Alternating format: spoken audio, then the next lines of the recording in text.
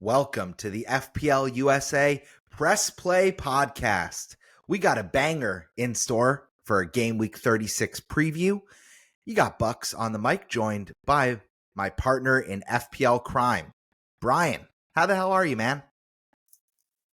It should be a crime to be doing this well in FPL. Let me tell you, Bucks. My team has gone behind enemy lines and given me all the secret information I need to pull yet another sizable green arrow. So I'm in good spirits, and it's going to be a busy week over here at the Chin Nation household. Going to have our first kid on Friday, so very excited about that. Entering fatherhood, so I know you got a couple pro tips you've been sharing with me, but I'm hoping that I can still finish these last 3 game weeks out, with a little bit of energy left and some, some thought particles in my head for FPL. But it's going to be an interesting couple weeks here. Yeah, you better make your moves right after the game weekends. As soon as the baby's taking a nap, that's when you take your hits or you set your bus team for sure. That's right. Bus team, very important. Very important. Who knows when I'm going to pass out and fall asleep at any given time coming up here. Yeah, so, big news going on in the FPL game. Of course, we're down to the final 3 game weeks with 1 match to go in game week 35. But more important than FPL is the life we lead outside of the fantasy game we love so much. And, as Brian just teased, he's in dreamland with the season that he's having, but him and his wife are also going to be, needing to get their beauty sleep in pretty shortly. Brian, tell the listeners, if they don't know already, the 2 mega milestones, one in FPL and one IRL, that you're lining up for this week. I mean, what else is there to say? Many blessings to count, right, Bucks? What do we say here in the Bucks Bomb household? Every day is a blessing, right? So yeah, something like that. Something Not like this that. FPL season. Every day is a stepping on a rake moment for Bucks at the moment. Oh, man. I think you're ranked inside the top 300 in the world, which is a mega accomplishment. I probably safe to say you aren't going to win the damn thing, but this is probably as close as any of us are going to get to touching that trophy, a la Harry Kane. Now, you and your lovely wife, Laura, you're also lining up to welcome your first child, a beautiful baby girl, into the world at the end of the week. So it's all coming up green arrows for you and your family right now. So, thrilled that you're able to be on this pod and thrilled that we get to create content together every week. Now, if you are a regular listener, just be prepared. My wife and I are also getting ready to welcome our 3rd child into the world. So there might be some quirky schedules and special guests along the way as we wrap up the season here. So bear with us. But again, we do this for the love of the game. And, it's not for money. It's not for fame. It's really for the good vibes and the banter that we have along the way. Isn't that right? I mean, I do it for those too. It'd be nice to be famous from FPL, win the whole thing. But hey, man, I'm still dreaming. 3 game weeks left. I'm ranked 253rd in the world. So there's a chance that I could still pull off a crazy double-digit OR, which is absolutely insane. But I think the main thing was going into this week, I was sitting at 642K. Excuse me, 642nd in the world. Let's get rid of that K. Yeah. Yeah, leave that K to me, baby. Yeah, that's right. And I had this moment where, I was thinking about my team, and there's no difference if I finished 3,000th or if I finished, 2,000. So I was really just like, I need to go for it. I need to go a little differential with captaincy. I even took my 3rd hit of the season going into this week. And lo and behold, I end up with my highest game week rank the whole season. So don't jinx it. Don't jinx it. Still a match to go. And I still have 2 players to go. I have Mateta and Nose to go, so I could get lucky with some Mateta points. I know that a lot of managers have started to drop him, so fingers crossed. But yeah, currently on Sunday night, 253rd in the world. Incredible. Bravo. Again, there's a lot to celebrate. If you have been living under a rock this season, it's time to congratulate the league leaders and champions, Liverpool. They got their guard of honor away at Stamford Bridge. And I was thrilled that then Chelsea proceeded to kick their little booties up and down the pitch with a big, massive 3-1 victory to the Blues. Yes, I did ruin my youngest daughter's nap time at least 2 times today, celebrating. And then it bled right into an early celebration of my birthday, which is like 3 weeks early. Absolutely scheduling nightmare for the Bucksbaums here. But yeah, I was wearing my Chelsea jersey, didn't get any pasta sauce on it. What could go wrong? I'm just in great spirits this Sunday night as we record. So let's bang on about your team. What a perfect time, though, for Chelsea to play Liverpool. Like, we need the 3 points, and it's right after they clinch the league. The Liverpudlians are a little bit drunk, a little bit partied out over the weekend, a step or two slow in this one. So it was just great to get that Enzo goal in the first 5 minutes and just be like, okay, I think we have a really, really good chance at taking all 3 points here. So Chelsea haven't scored many early goals lately, it's felt like. And so to end up with a number of goals in this one was a joy to see. Yeah, brilliant. And that was an important result for goal difference, too, because we're now exactly level with Newcastle, who managed to drop points. They also sputtered out of the gate away at Brighton. Brighton get an early goal through Jacobo Minte, and Alexander Isak, never in doubt. He came good with the penalty, gets the max bonus. I really should have captained him. I think that was a moment of regret. As soon as I saw the Manchester City team sheet come out, which was a Friday match, we had an early deadline, if you can remember all the way back then. And he's playing out on the wing. KDB, your guy, Brian, is playing as the false 9. Last dance of Kev. Yeah, and you know what? Wolves really should have won. I think shout out to @BlackWolf, @FPL_BlackWolf, Dan, who's our third host. We're excited about his recent promotion and to get his big butt and brilliant bald dome piece back on this podcast before the end of the season. We can't wait for you to make your return. And yeah, Wolves, really, they should have been dreaming of another win. Could have made it 7 in a row the way that this game played out. But City, they just had enough of that home field empty hod magic to win 1-0 thanks to a Kevin De Bruyne strike. Gets the max bonus.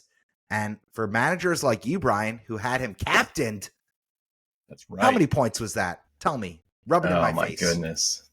You know, I generally don't love the early cap, but I was just feeling it, and I'm like looking at the ownership, because now I'm at a tier where you really have to kind of see who the other managers around you have. His ownership was low, and I just said, look, I'm going to take a hit going into this game week. I took out Saka and Sarr and brought in Bumo and Bowen. And so the Bowen hit paid off by +2 points. So winning in the margins, super important. You'll take that. I went with KDB capped for the 22 points, and that was absolutely massive.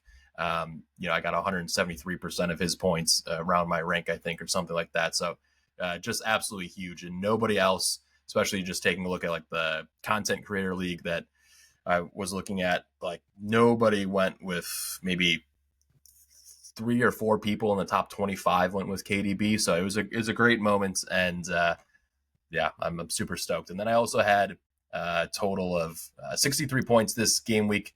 And I started Martinez for his 9-pointer. So to get that 9 where some people started Raya, that was massive for me.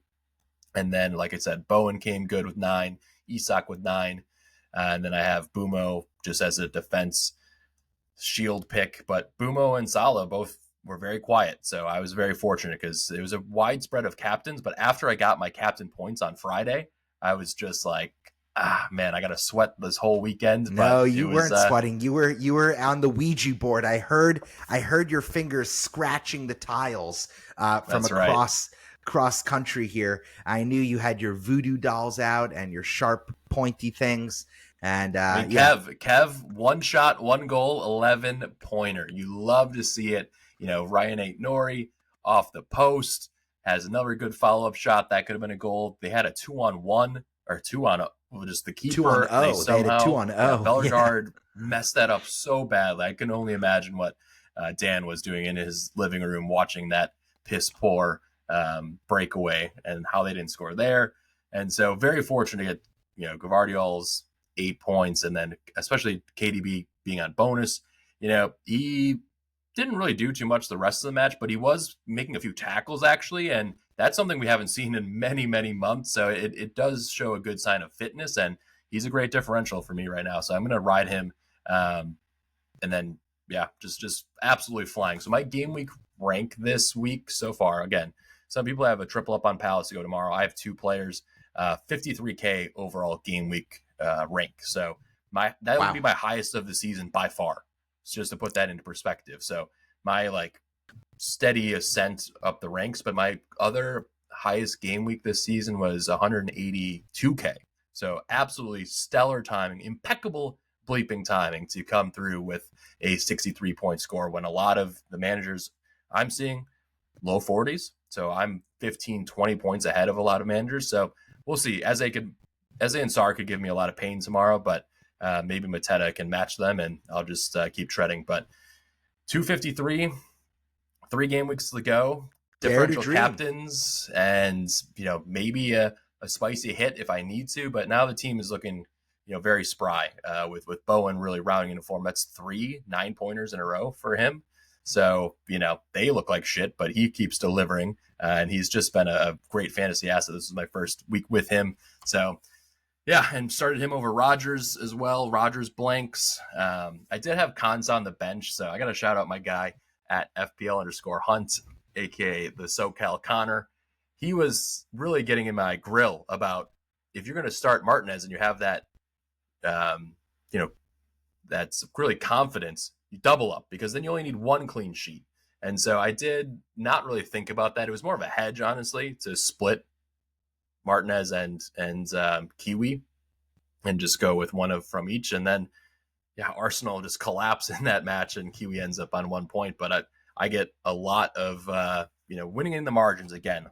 Managers who had Saliba or Kiwi plus Raya, they got 2 points and I'm sitting with 10. So even that's a big green for me. So, all right, enough about me. But we're flying. And now we're, double digit finish is something you dream of. But this game week, let's see, what am I on? A 58% green arrow. So it can happen. I just need some more luck. You got to go differential in a few spots.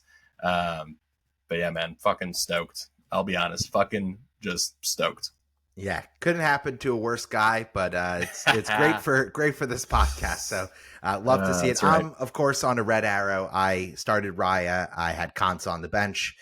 I'm treading water inside the top 500K, but who cares about me? Let's go to our first break. When we come back, you just got to beat my score of 420K from last year, Bucks. So you got 3 game weeks to do it. Yeah, there will be more hits and chaotic energy flying left, right, and center. Don't you worry about it, listeners. Let's dive into our first break. When we come back, we'll preview all the action, everything that the Vibes Master, the sorcerer himself, Brian, is predicting to happen come game week 36 when we get back.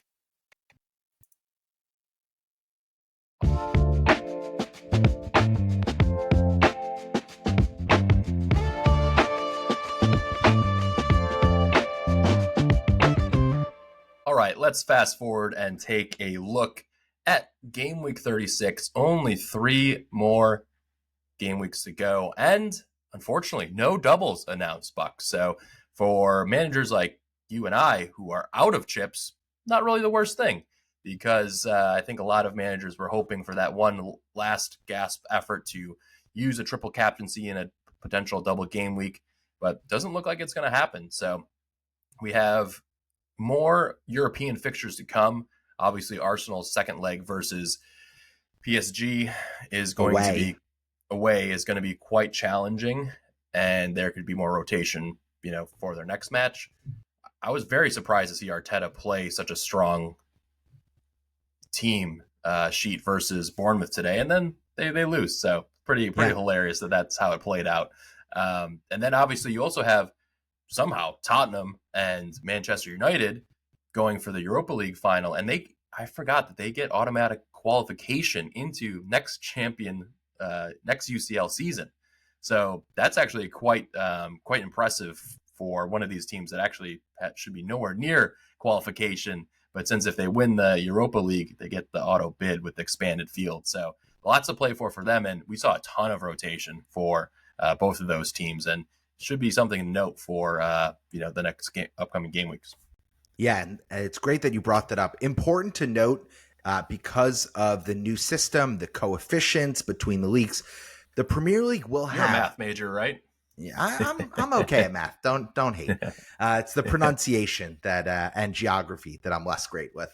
But I mean, you've heard me shout out the managers of the game week in our league. Whew, I just don't have any of that. You stick to your FPL green arrows. Yeah, I'll stick to Middle the pronunciation. Eastern names are giving me a lot of trouble. My goodness. So the Premier League will for certain have 5 Champions League teams next season. So the top 5 teams are all going to finish with Champions League qualification. Now, should Manchester United or Tottenham Hotspurs make it to the final, which based on their first leg, it looks like almost a certainty. They're both winning by a minimum of 3 goals. So bravo to both those. 3-1. 3-1, and then Manchester United most 3-0. by 2 goals. And again, it's they're playing against lesser opponents from far weaker leagues. So they should be comfortable favorites to face each other in the final. That means that the winner of the Europa League will then get the 6th spot for a Premier League team into the Champions League. Now, of course, if you're an Arsenal fan and you're not going to win a trophy this year, and then you get to see Tottenham Hotspurs or even, God forbid, Manchester United down in 15th or 16th place, getting to lift silverware and join you in the same competition, man, that's got to stick in your craw in a really painful way. But there's no condolences or sympathy here from 2 Chelsea supporters, so shove it. But let's transition. Let's talk about the best matches to target for FPL in game week 36, because we are expecting even more chaos down the stretch, because Arsenal didn't rotate in their match hosting Bournemouth. Still lost. Very strange performance, very strange decision. They will then most likely be heavily rotated when they travel to Anfield in game week 36. I think that's one of the best matches on paper.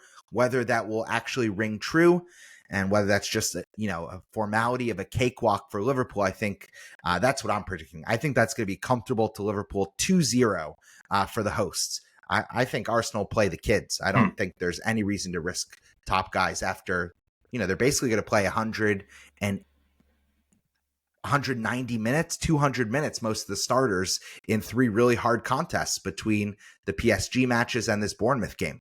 You predicting anything in that one, Spicy?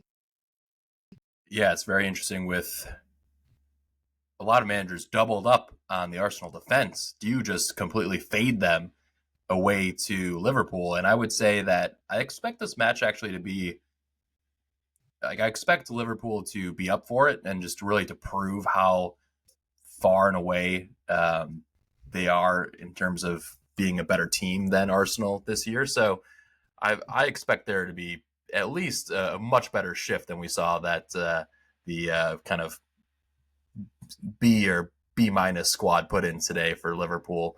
So I'm going to fade. I think I'm going to completely fade all of my Arsenal assets and just hope for the best with the replacements I have on my bench. Yeah, I think that's wise. The other match I do want to throw out for the best matches for pure, Premier League watchers or for just the neutral is going to be Chelsea at Newcastle. That has humongous implications for the top 5 finish. Chelsea and Newcastle currently tied on points. Newcastle slightly ahead because of their record breakdown. They have more wins than Chelsea, and I believe they're tied on goal difference as well. So it's a dead rubber there. Of course, Newcastle are the home team, so I think they're slight favorites if I'm projecting on the bookies. But I think this is a really interesting match. Again, Chelsea getting a little lucky with timing because the Newcastle team seems to be a little bit leggy at the moment. They've played a lot of important matches. They've already won a trophy.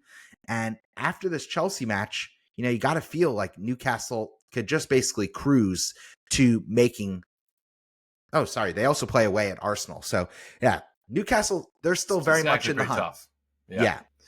So I think I want Chelsea to win, but I think my head is telling me 2-1 to the host team. So I would start Isak, but I don't think there's a clean sheet anywhere near this fixture. How about you? Man, could this just end up being a draw? Could be. That would be okay. Take that. Yeah, because Newcastle would then have to play Arsenal. So it's gonna be interesting. There's so much to play for just this. You got to start your best 11 and just go for it. I mean, this is basically a mini final. Yeah, I totally agree with you there. It should be a fantastic match. Hopefully, we'll see Cole Palmer to continue to build some confidence and end the season on a high note. He's like less than 5% owned now in fantasy. Everyone's moved off of him, so it would be interesting if he could have a few spicy differential point scoring bonanzas before the end of the season. But it's going to be a great watch. I'm very excited for that one. That one's going to be oh my goodness, Bucks. Did you look at what time this match is on? Oh my goodness. Not great. No, not great. I'm going to be at the hospital. 4 a.m. this match is on? You'll be awake. Don't worry. There's nothing going on at the hospital. You're not the one going to be, legs spread in the bed. That will be your lovely partner. Now, transitioning from the best matches in real life, let's go to the matches that are target point haul potential for any FPL managers. And I think the list is pretty short and straightforward. We're targeting the teams going down. So most obvious, Manchester City traveling to play at Southampton. Good grief. If you are a Saints fan, you've endured a lot of pain this season, and they're not giving you a lot to cheer for.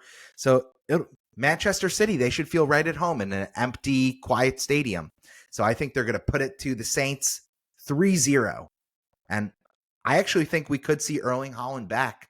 And if he's back and we get news that he's going to play, I mean, I'm going to take a hit to get him in. It's just, he's going to be so lightly owned against Southampton, the worst defense in the league. You got to take a risk like that, right? Am I crazy? If you're really chasing and you get news that he is going to start, I just don't think, he was on the bench for the Wolves match, but then he didn't come in at all. And so that was a little bit weird. I thought maybe he'd get a few minutes just to stretch his legs and get the Ferrari out of the garage, but I don't know. We'll see if he's still revved up. They made defensive subs though, because they didn't really need another goal, they always do. 1-0, you always need another goal, but they prioritized the defensive subs. It was a very fortunate 3 points for them, honestly, and especially after Ran hit the post, I was like, wow, maybe Man City will drop 3 points in this match, and then Chelsea can sneak up in there and be less stressed. Dare to dream. It's been interesting seeing City just clean a lot of these matches. They're getting lucky, but some of the variance maybe is going in the favor of their defense. So I think over the last 8 game weeks, we've just seen them churn out a lot of Diash and Gvardiol 7 and 8 pointers. Very common. Yeah. And that's just bread and butter that used to be City of old, maybe a couple seasons ago, 2 or 3 seasons ago, where you could really rely on their defense for those clean sheets. But I want to double click on that, Brian. I want to double click on that because I think that's something that I actually wrote down in my notepad. I have a little FPL section of my notes app on my phone. Next season, when I use my second wild card, I will double up on City defense because we've seen how many seasons now is it that they're mediocre, they're going through a rough patch. All of a sudden, this calendar turns over. Yeah, calendar turns to March. They become a ruthless Terminator-esque animal. And they just reel off win after win after win, and somehow the luck just breaks their way. So that's something, Savio, who's my third City asset, didn't even feature. That's not great. Marmouche, he's now far wide on the right. Also not ideal for FPL points, just from a heat map perspective. Yeah, the double City defense, much safer. They're getting much more points. It's I feel a little silly about that, so I will rectify those errors come next season. Is just not a fun pick. He's very boring. He's a 6-pointer, grab your hard hat. Who's having more fun? But you at 258 in the world, or me at 500K in the world?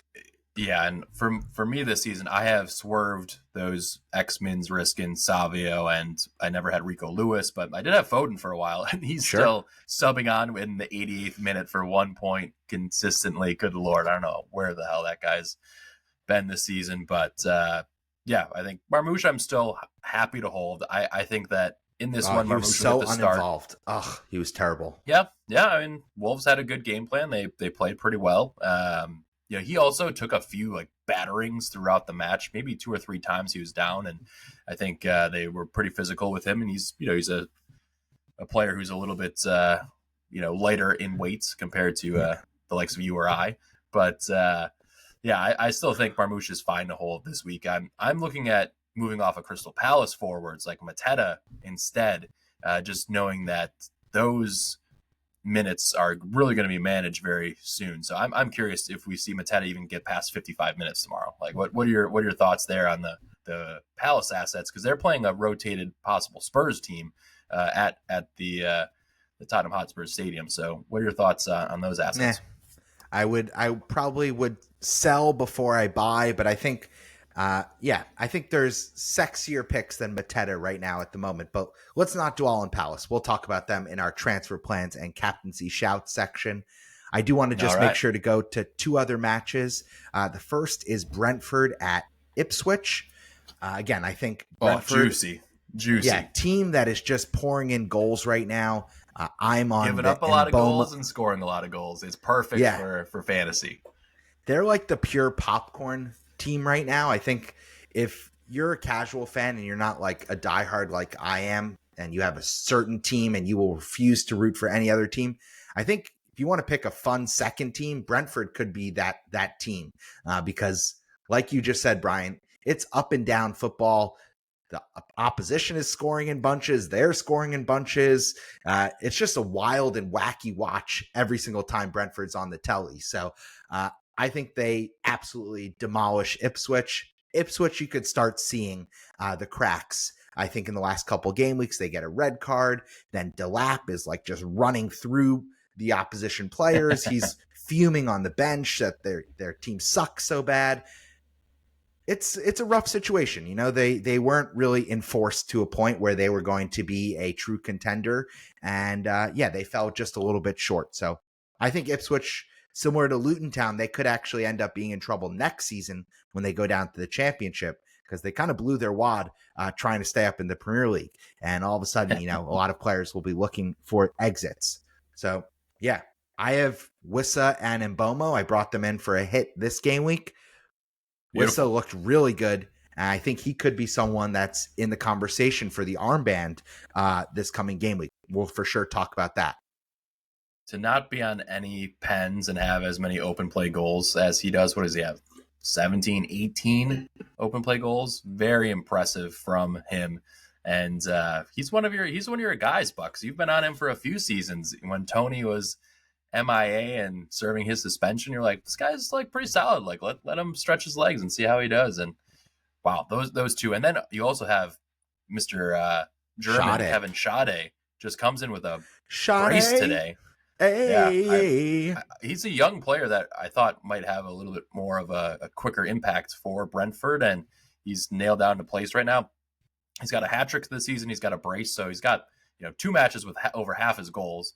But he does have that potential to really use his pace and find the back of the nets if the matchup strikes. So this is if you're already set in your front line and you want to go differential, if you have somebody cheap or you need to free up funds, you could definitely look at worse picks than Kevin Schade for.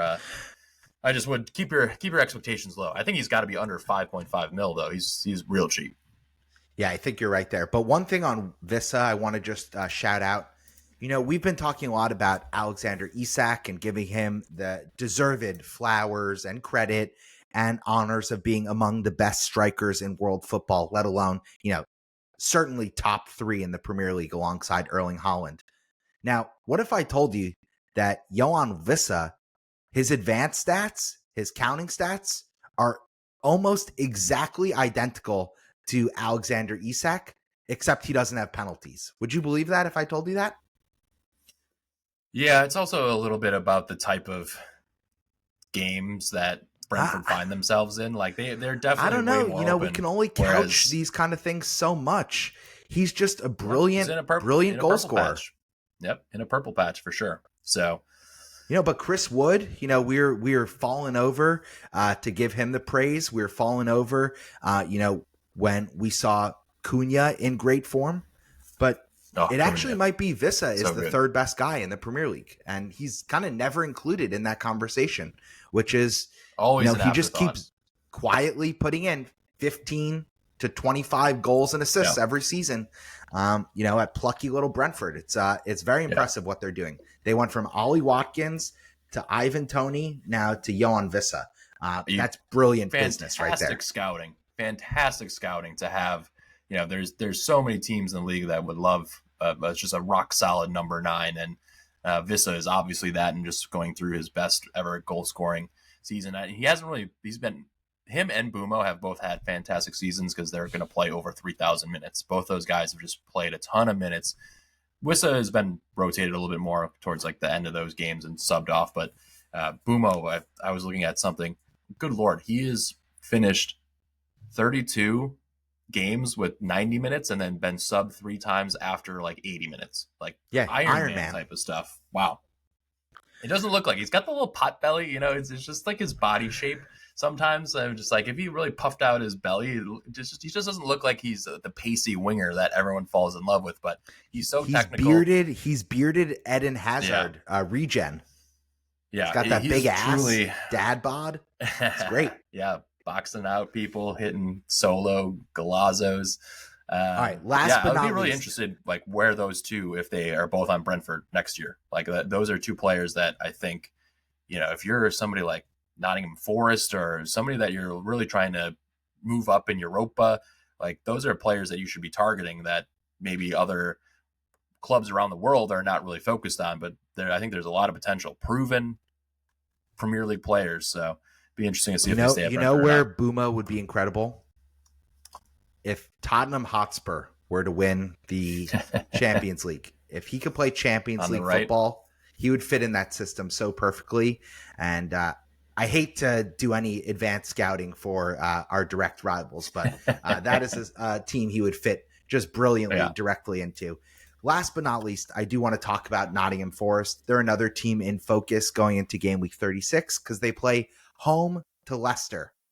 Yum, yum. That is the easiest of 3 points for the men of Nottingham. And I think Chris Wood, he hasn't been anywhere close to my watch list, but he might be making an appearance down the stretch back into Bucks' starting 11. Is he a player in consideration for your squad at all? You like that? You like that? Leicester? Gotta like that, right? I don't know. NFO obviously peaked very early in the season and just maintained such a stronghold in the top 4, and now they're fading at the wrong time. Will they still be able to block out Chelsea or Newcastle? I just don't see it happening. They don't score enough goals. Defensively, they're lagging a bit. It'll help to get, if they can get 3 points tomorrow, and then they're going to play Leicester in game week 36. Yeah. And then they have West Ham away. Which, definitely another winnable fixture. Man, the race for a top 5 is still super tight. Like Chelsea getting 3 points today was massive, and then getting a draw out of Newcastle in a game where you definitely would have favored the Toons. So, yeah. Love to see it. All right, let's leave this section in the dust. I think just quick recap. The teams that we want to be targeting: Forest, Brentford, and Manchester City, as they play the relegation trio of shithole teams. Now, let's transition. This is my favorite segment. Let's dip our hands deep into the pot of gold that is our hashtag FPL Community Mailbag. Doo-doo-doo. All right, it's mailbag time. Let's take a look. And one of the first questions is from future guest star at FPL Paz. He wants to know Wissa or Wood as the transfer in game week 36. 2 great options. Bumo obviously highly owned. Let's see what Wissa is right now these days. He's overall 17% owned, so you can get a lot of gains from him in with the double up. So what are your thoughts between those two guys? And do you like anybody else in the strike force? Cunha, maybe somebody else who tempts. What are your thoughts there? Yeah, I would ask Paz, why not both? I think it's probably worth. Dose. Yeah, take a hit, get them both in for the last three fixtures. They both have really good end of the season run-ins. I'm a little cooler on Chris Wood just because he plays Chelsea in game week 38, and that would be very painful to my heart as a Chelsea fan to root him on for FPL points there. It could come down to that too on the last day, that 3 points matters, and that'll be at the City Ground, right? Yeah, exactly. So that's a home match for Forest. Yeah, I like both of them. I think right now I have Wissa in my team. Now, I'm seriously considering what to do with Marmoush. I think the optimal front three probably has Isak, Wissa, and Wood in it. But you can make a strong case that after this game week, if you don't need to make a move, 37, 38, maybe it's Ollie Watkins' season as he plays both Spurs and Manchester United as they're going to be kind of setting their teams up for the Europa League final. So they might be kind of punting on the league, which you could argue they already have based on their horrible form. Fun fact, Manchester United outside the relegation 3, they're 17th out of 17 teams in the Premier League for their form since they brought in the special one, Ruben Amorim. So that's probably not good, right? We could agree on that. That's bad. Yeah, and Watkins, he had a decent chance versus Fulham, but also got subbed early, so it was a weird was somebody game. that Very I was weird. going to be completely blocked off of because I did not have the likes of, or I already had a triple up with Emmy, Konsa, and Rogers. So, yeah, I mean, I still think he's probably going to be a good pick, but he's expensive. He's 8.9, so if he's hard to get to, I would avoid any hits and I would go up with Wissa or Wood instead. Just knowing how much those guys have to play. You can only get one, Brian. Wissa or Wood? Who are you going with? Probably Wood for the penalties, right? Yeah, and to have just another player that could get you that max bonus. I have to honestly I'm at the point where I actually have to sift through looking at some of the ownership in the top 500 to just figure out who's the bigger opportunity for me, right? If I go for Wood, maybe it's my differential captaincy shout. Not a lot of people might go there. So I really have to grapple with that. If I was just bringing one player in, I just bring in Wissa. I think he's just straightforward. They're going to score goals. Ipswich match is really nice. Any team that they play, they're not going to ever sit back really and play a park the bus type of template. So yeah, I think just Wissa and Boumar is fantastic picks. Yeah, and one thing about Brentford that we shouldn't forget is they have an outside chance of making the UECL, the European Conference League. Whatever Mickey Mouse title that Chelsea's going for. All right, you watch your tongue, old man. Now, I also just think that one thing that's important, whereas Chris Wood really, on his best day out, he gets 2 shots. They both end up in the back of the net. And otherwise, he's just out for some cardio. Wissa is very involved, and Brentford are a team that just pound they pound the opposition with creative chances. I think they had 17 shots in the first half against Manchester United. So, I mean, this is just a team that is eating all their vitamins. They're skipping all the vegetables, jumping right into the dessert, and they're just super fun. So, I mean, yes, we've seen more hauls from Chris Wood this season, but I think based on current form and how the teams are playing, Vissa's ceiling might be higher. So I'm happy that I went there, but I might have both them alongside Isak. I wouldn't rule it out. All right, our next question is from @myCayman aka Matt. He wants to know, he's congratulating me on a great game week and then also saying, here's one for you, best forward lineup for the next 3 game weeks. So it's definitely an interesting spot to be in with Haaland looming and maybe downgrading Marmoush. I mean, I still think that Marmoush can play alongside Haaland, maybe that frees him up a little bit and gets him in more space because the defense is maybe focusing on Haaland, and he's got a good burst. I think he's made some runs. I know I was watching KDB so closely on Friday, and KDB missed him on a couple runs that I thought, prime KDB would have had the vision and the technical skill to get that ball to Marmoush. So, just interesting kind of trio. I would say Wissa, Wood, Isak for me. Yeah, those three. Keep it simple. I agree.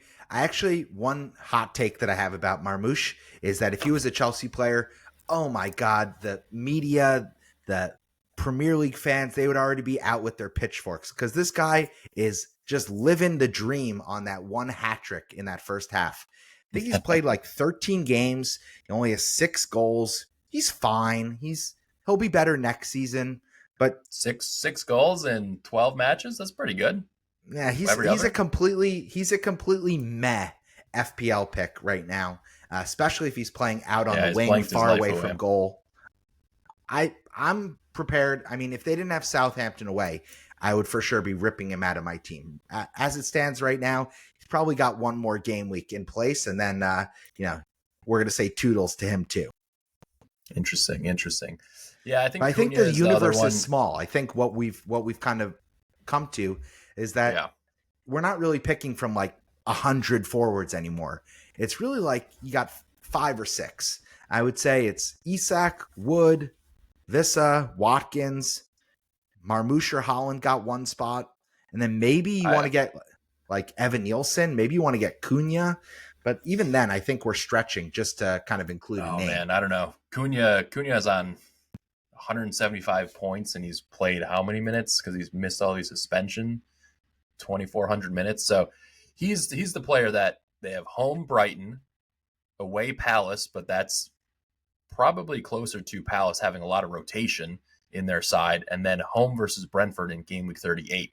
So Cunha is a player that, man, his floor is so high whenever he plays. Like those are 3 outside the Palace game. Those home matches are actually pretty tough because I think Brighton and Brentford are both telling themselves that they still have something to play for. They could make a European spot. So based on what I saw of Wolves versus City, I would have confidence just in their attack to drum up a few goals in any of those matches. That's fair. So that's fair. I think just again based on their form as of late and going on their unbeaten run up until facing the Citizens at the Etihad, very impressed. So just another player that I will be looking at closely with my potential transfer of Mateta. All right, I like that. So we're saying it's about 6 players. He shits bonus teams. He shits bonus points. So it's like even if he gets an assist, it's all of a sudden a 6-point assist. It's kind of crazy. I don't know if they're going to nerf that next year or what. Like it's just some of the forward bonus stuff is just insane. Like Isak didn't do anything today and just gets a pen in the 89th minute and gets an automatic 9-pointer. Like, ugh.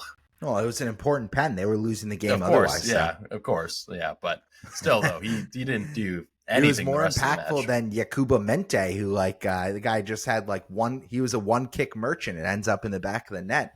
The guy was coasting the rest of the game, kicking the Newcastle lads. Yeah, I mean, Mente is, he didn't do his celebration. He's ex-tune. But anyway, yeah, there's some decent options. I think, yeah, like you said, you can't go wrong. Look at the fixtures. Bournemouth is playing Leicester in game week 38, so they're another team that I might look at Evan Nilsson possibly in game week 38 for a transfer. I kind of want to have one Bournemouth asset in that final day, in that final match. So they're another team just have an eye on for sure. But they, I thought they played pretty poorly in the first half of that Arsenal match, and then they really came out of halftime. And got a lot of credit to the Cherries manager. I mean, Iraola has done a really good job just this season and keeping them, confidently in the top 10 or thereabouts. So it was a big their first ever win at the Arsenal Stadium. Yeah, first ever win at Emirates, and also. Crazy. More importantly, it's their second straight season setting a franchise record on Premier League points. So, Iraola, he's cooking. That's great for the fans to see. So, nice. They sold, their probably their gem of a player, their talisman in Solanke to Spurs, and they got even better, $65 million, which is unbelievable. That's the stuff you dream of as a fan of a historically lower to middle table club. But they're entering their golden era, I think, with Kluivert, with Semenyo, with Ouattara, with Evan Nielsen. They got some exciting players, and they're going to be probably sitting on a fat stack of cash going into next season with this Dean Huijsen guy. Semenyo is also rumored to maybe be looking at the door. They could be another team that just reloads. Hudson and Kirkes are both potential Liverpool targets, crazily enough. So, Liverpool will definitely be shopping for a few defenders in the offseason. Those guys are rumored, left back especially. Robbo is, oh my God, he is so finished. He is toast. But, they ran into the ground playing 3,200 minutes for like 8 seasons in a row, I felt like. That's true. Bombing forward like vintage Cucurella. His knees have got to be so shot. My goodness. All right. Next up, we have a question from Sudeepa Jana. He wants to know, what about Aston Villa assets? So we discussed Watkins a little bit. Obviously expensive, 8.9 million thereabouts. But what about the other guys? Do you think there are going to be goals for Rodgers or Asensio, or who else do they got in the squad right now that has less competition with Rashford out? Yeah, well, I just want to glow up our little humble podcast here, because last week on our episode with guest host at Holy Pinto, our friend Eamon, who, again, does the lovely music for our intro, our outro, and all our breaks, we shouted out Tielemans, and he was really the star of the show. He's on penalties for Aston Villa. I liked it. Sometimes my shouts are good. It's just not working out for the overall picture. I think Aston Villa are a wait and see until game week 37.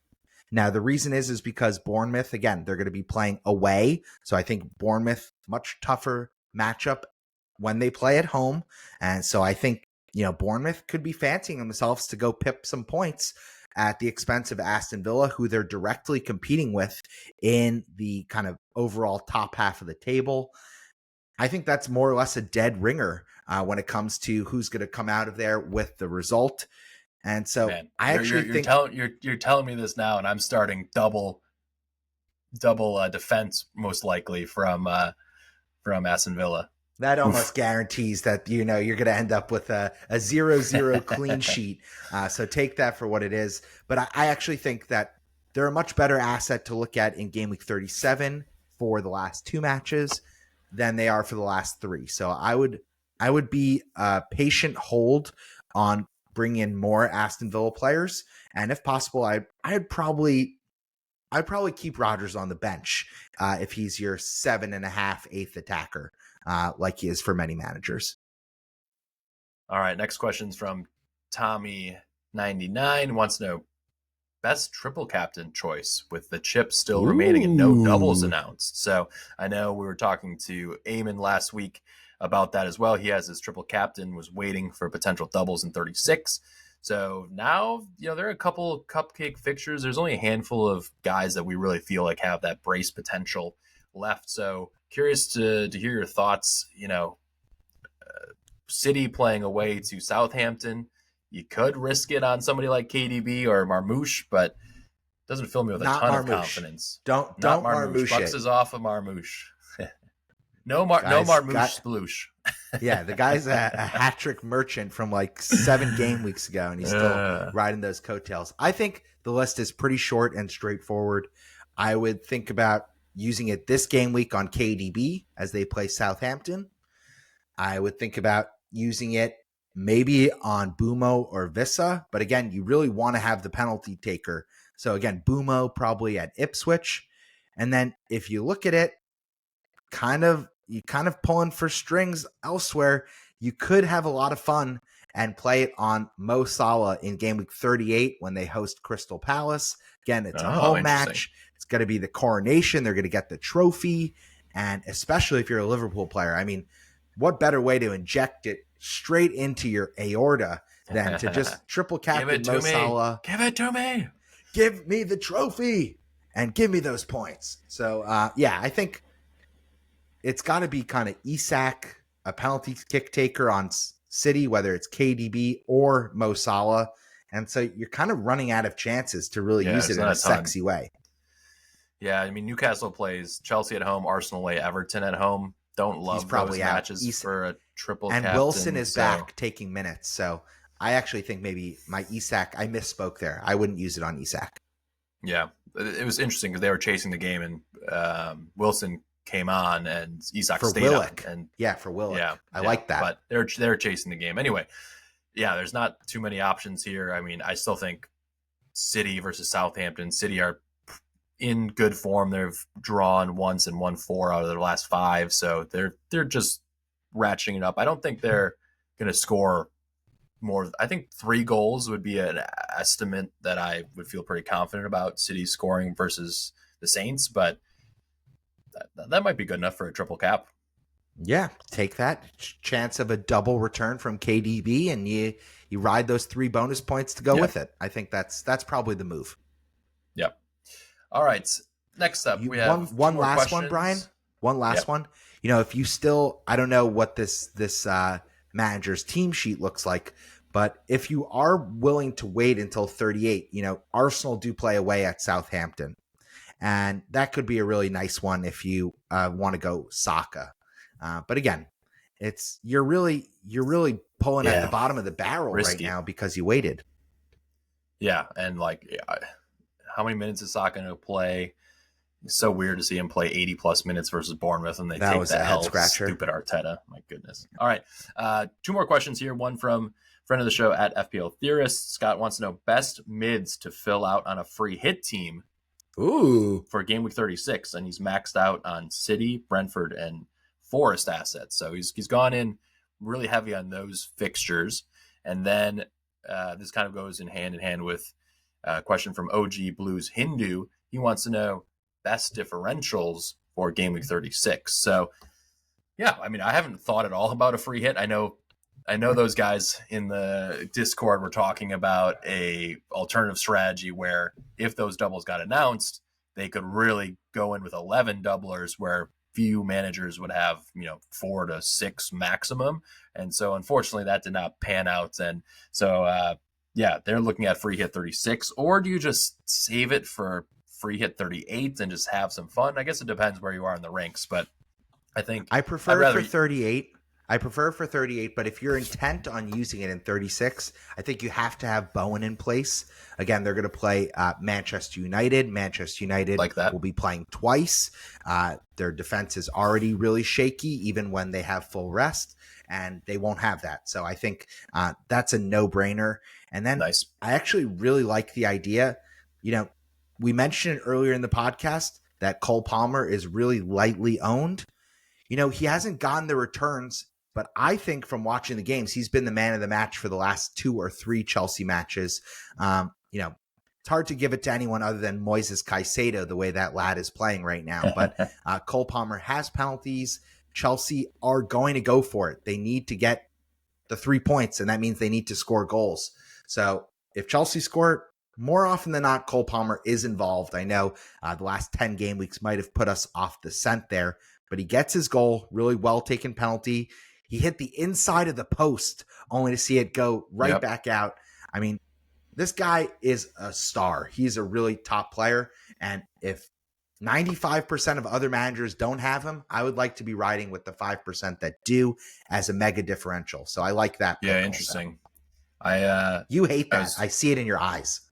No, it's in terms of differential with a player with brace plus, ceiling. I do like it. I was looking at some other content from friend of the show, Gian Batra, and he was talking about how Cole Palmer is, and he's a Blues fan as well, that he's just a mega differential. And so instead of going with Saka, he's really thinking about going with Cole Palmer for these 3 fixtures where they need the win. Tough though. Away at Newcastle, home United. Man United, who stink. That should be a win. But then away at Forest on the last game week. So it's an interesting shout for sure. If I were on free hit and we get any news though, I would be captaining Holland for sure. Like if we get any of that type of news, like going him as your captain on free hit, it seems like a no-brainer. We'll see later in the week how that pans out. Other differentials, I mean, the backline, I'm not spending any transfers on defense. Like people are like, oh, should I take out my Arsenal defenders? Like, no, like Let those guys bench rot. Who It's cares? so hard to predict where the clean sheets are going to come. Every clean sheet seems lucky to me, basically. Like outside of playing Leicester or playing Saints, I think every time I get a clean, I'm like, man, that was really lucky. And so I don't waste any time there. Making transfers or looking for differentials. Focus on the attack. And I don't know. I think Cunha is someone who still he tempts. Like if we got news that Haaland is definitely going to play, and you think Marmoush's minutes are going to go way down, you could go with 90-minute performance from Cunha at home versus Brighton. So I don't know if Cunha is for sure 90 minutes himself right now, but let's leave that question. Any last ones, or we're ready to bang out? No, any other ones we'll make sure to answer on X or wherever you've engaged with us. We do appreciate you guys giving us good things to talk about on the pod, and we love the engagement. It's all about you all. Yeah. So especially if you're having a better season than me, we appreciate you still tuning in. I know you're mostly looking for Brian's feedback because he's the wonder kid this season. But, as we all look to welcome new kids into the world, basically me and you and some other lads in the hashtag FPL USA community, let's transition to our final segment. Captains. Uh-oh. Transfer plans and captaincy shouts. Let's let the listeners, sit on pins and needles waiting for your plans. I'll let everyone know what I'm doing. Take it away. I am super, super excited for this game week because I am taking another hit. Oh, yeah. I will likely be going Marmoush out to Wood. Easy peasy lemon squeezy. Okay. And then one goal in the last 7 league matches, Mr. Chris Wood. Yeah, but he has get right games against Leicester coming up. Yum yum. And then I also think I'm going to be saying hasta la vista to Ismail Assar. Oh yeah, bin him. Yeah, he stinks. That guy, why did I have him in my team? Golly. You had the double, and then of course he braces. He scores 2 fantastic goals in the stupid FA Cup semifinal. And you're like, where have those points been? That's been the story of my season, unfortunately. And so I think I'll be binning him, and I think I got to go Bowen. It's probably a little too chalky, and it might be a little too late. But if I look at Sarr and I look at Bowen, who's getting me more points? Pretty sure it's the Jared that can't spell his name right. So that's where I'll be going. Bowen. And then I'm going to go Wissa as my captain. I love the man so much. I like that. Missa Wissa. Yeah, I like that for you. I like that for you a lot. Which means you think it's a shitty move. In midfield. No, I mean Wissa. I definitely might end up there too, and just hope that the rest of my team is the combination is the differential rather than going fair against Wissa. I mean, yeah, he's a good pick. I don't hate it at all. So Wood, I just don't know if Wood is like is his upside. Do you think he gets a return? Like NFO are not scoring a lot of goals. Do you go with somebody who can get that double return and bonus? Yeah, so just something to think about for you. Maybe Cunha is the more exciting. About. Yeah, and then you have another player that maybe you luck into Bumo getting max bonus in the game, and then you get Cunha double haul and max bonus, and just something to think about. I think. Yeah, I like that for your rank. Wissa ticks along. He's always he gets tons of 5 to 9 pointers, but is there that 15 pointer that you kind of need to break my terrible OR of last year? Yeah, there's nothing being broken other than seals on bottles and formula in this household. Oh yeah, ripping open the next bag of diapers. Oh my goodness. Yeah, the Amazon package is here. Let's rip it open. All right, we'll pivot to my team. 1 free transfer. I took a hit last week. The team is shaping up pretty well. I'm still undecided like what I'm going to do for my defense. My main problem for defense. I'm going to start Emmy in goal over Raya. Okay, I like that. And then I have Munoz, Gavardiol, going to start both those guys. And then who do I start between Kansa, Kiwior, and Livramento? Probably Kansa. If you're starting Emmy, you just gotta roll it out. Yeah, I think so. I think that's probably what I'll end up doing. And I don't know if there's any cleans for any of those defenders, though. So if you think about it like that, who has the most attacking threat between Livramento, Kansa, probably and Livramento? Kiwior? Then, if you're adamant that none of those teams clean, probably Livramento is the pick. But he's also probably the most likely to get a yellow card. So it's a balance. Yeah. Yep. But rest of the team is looking great. I'm going to bench Rogers again. And then I got Bumo, Sala, Bowen, KDB, Marmouche, Mateta, Isak. Probably move off of Mateta in with my one transfer and not take a hit. But captaincy, do I ride with KDB again? Do I just keep doubling down? Of course down? You do. I would put on Savio if I knew he was going to play. Yeah, I think, and the team knows that Kev's just a city legend. He's got a couple more runouts left for the team. And, he's been a good soldier for the team over these years. And I think the team will be just looking for him. I mean, Doku, I gotta praise Doku. That was one of his better passes I've ever seen him make. Usually he fucks that up 99 times out of 100. And somehow he was able to cut back that ball and it squared it to KDB for that goal. Well, you know why it works so nicely, because Kevin De Bruyne might be slower than your podcast co-host right now. So normally, he has to really make a precision pass because the window closes so quickly. I know. Kevin De Bruyne is like, stuck in mud, just like it's like slow that's motion. why he's playing the false 9 though, so he doesn't have to run so much. Just like runs in his little square area of the pitch. But it's Kev, so. What a handsome wanker that guy is. Fucking I didn't think I was going to go back there, but 250 goals and assists in the Premier League, like true legend. I think I really have to look at that. Otherwise, right? He's not the best midfielder in Premier League history. We can put that to bed, right? Yeah, one of the best passers though, I think from midfield, like prime Kev in his passing. I don't know if there's anybody that tops him there, but his goal threat's obviously much less. There was this guy, Cesc Fabregas. There was this Paul Scholes.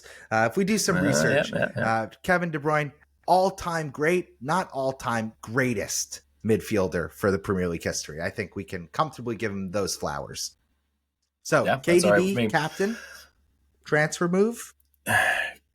It's either going to be KDB cap or...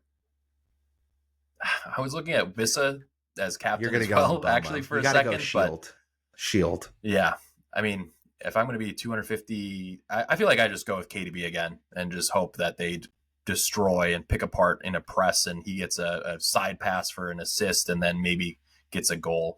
Tap in, you love that. Yeah, but I feel like I strongly have all of the other than Watkins. Nobody's going to hurt me, so I may as well go with Kev if he's lower owned, and that was kind of my outlook going into this week, and just go for it, and hopefully be inside the top 200. That would be quite something. So that's where we're at, Bucks. Yeah, it's all looking up for this podcast. For your two co-hosts, I'm Bucks. That's Brian. Find our humble little podcast on social at FPL USA Press Play on all channels. I'm FPL USA Bucks. That's FPL USA Brian. We also do feature a third co-host who we want to send our love and support to. That's Dan at FPL_Blackwolf. He is the guru, the creator, the sexy brain behind the hashtag FPL USA community. And again, he will be back on this podcast. We're just giving him space to prioritize his health and his well-being. But that has been another great episode of the FPL USA Press Play podcast. Yes, sir. We want to wish you a green arrow, lots of fun footy to watch in the coming days and weeks. And we hope you finish your season on a high note. Like Brian, 3 more to go. When he hears his baby screaming. 3 more to go. So use those transfers wisely. Captaincy, could go differential. Lots of the chips changes to go. Yeah, use the chips. Good luck. People have man or bench Did you boost know? left. Just like, did you know there's like 10% of the community that's just you? They're ranked above me and they've used none of their second half chips. How humbling is that? Golly. oh, Damn man. it. All right. Well, if you've listened this far, also, if you could give us a subscribe on YouTube, you can see our domes there. We're just going to try and build that up, especially for next year, do a little bit more of the animation and stuff. But yeah, please tune in and give us a sub there. We appreciate it. Catch you later. Later.